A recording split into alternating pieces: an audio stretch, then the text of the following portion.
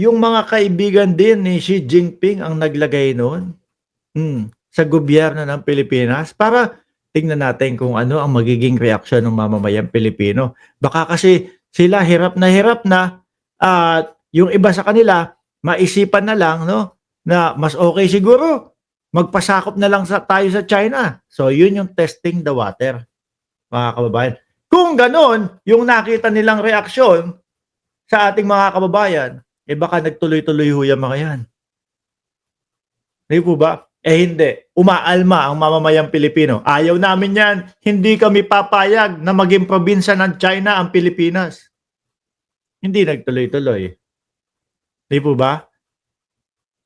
Baka testing the water yoong mga patarpulin-tarpulin nilang pagkalaki-laki, pagkahaba-haba na kulay pula. Sinusubok tayo, ano ang magiging reaksyon ng mamamayang Pilipino na maging probinsya ng China ang Pilipinas?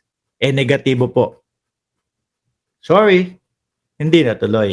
'Di ba? Kaya po tayo, bukas, botohan na, eleksyon na.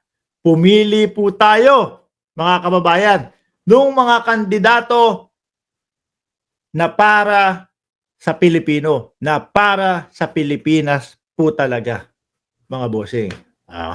Okay. So ngayon, naku, eto na. Nagtalo na talaga itong mga ito, mga kababayan. Sino po? Eh di syempre si Ivy Marcos. At si Villar.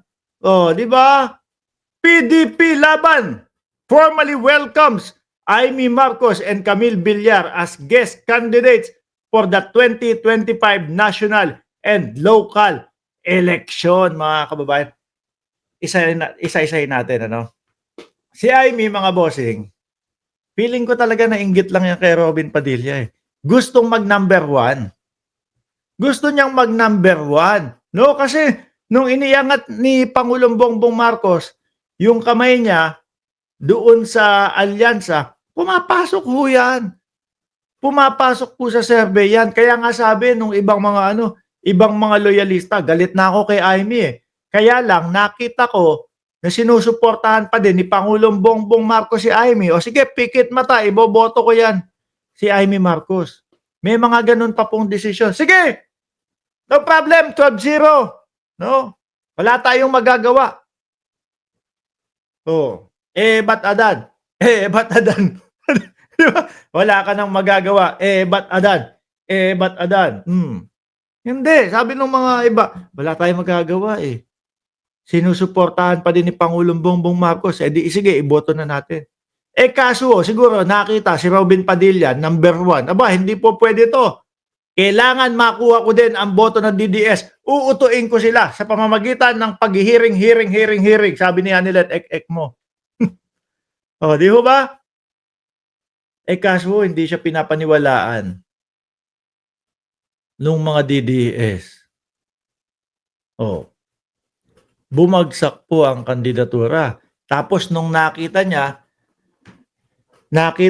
ng mga sumusuporta, no, kay Pangulong Bongbong Marcos yung ginagawa ni Amy Marcos. Sabi nila, wala na Amy, pasensya ka na, hindi ka namin iboboto. Ito nung panahon ni Pangulong Bongbong Marcos, mga bossing, 2022 election, hindi ko po nakita na nanawagan si Madam Imelda na iboto po si Pangulong Bongbong Marcos kasi malakas na, eh. Pero kay Manang Amy, lumabas pa si Madam Imelda Marcos kahit matanda na po, no? Kaso sabi ng ibang mga loyalista, Madam Imelda, pagpaumanin niyo na po, first time kong sasalungat sa hinihiling ninyo, pero hindi ko po iboboto si Amy Marcos. So bumagsak nga yung kandidatura dahil nawala po yung mga loyalista, nawala po yung mga sumusuporta kay Pangulong Bongbong Marcos. Ngayon, wala na siyang magagawa kundi ba't adan? Ba't adan? Hindi, wala na siyang magagawa kundi magtuloy-tuloy na po diyan sa PDP. Bahala na kahit ano gawin ko. Yung mga nandoon, yung mga loyalista, wala na. Nilaglag na talaga ako. Ayaw na talaga sa akin. O sige, patunayan ko na lang dito sa mga PDP. Dito sa mga ano, dito sa mga utu-utong mga DDS, na sa kanila talaga ako. Nag all the way na po, 'di ba? Eh wala, hindi pa din niya makuha yung tiwala nila ano eh, nila Panelo eh. Kinasuhan sila General Torre at kung sino-sino pa ho. Eh hindi pa din makuha, no? Kaya po yung hanggang ngayon yung kandidatura ni Amy Marcos nandoon pa din po mga kababayan.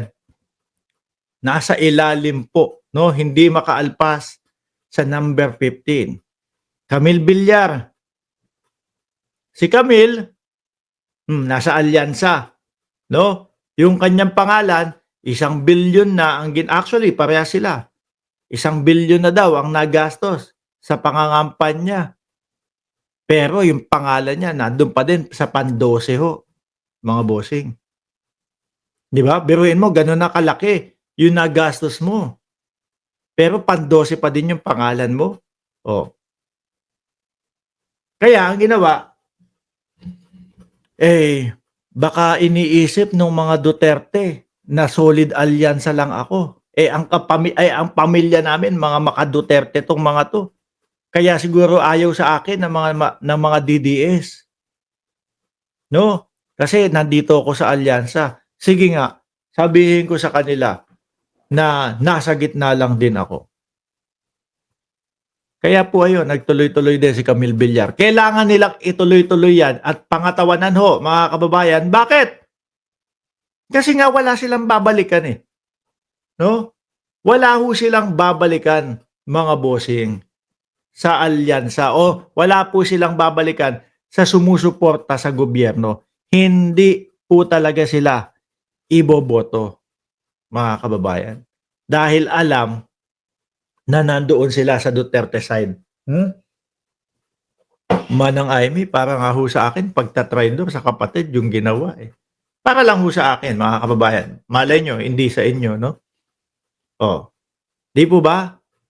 Goodbye na bukas, Aimee, sabi ni Leonilo Gallardo. Ay, hindi pa. Kung sakali na matalo ho si Aimee Marcos, hindi pumasok sa pan-12, mananatili pa naman po yung senador hanggang June 30, no? Pero July 1, wala na. Yung mga matatalo po na nakaupo na senador ngayon, hanggang June 30, senador pa din po sila. Pag July 31 na, doon na goodbye ho, mga kababayan. Doon na po, goodbye. Ano?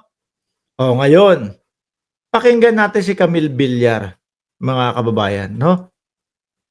Yung problema sa prime water,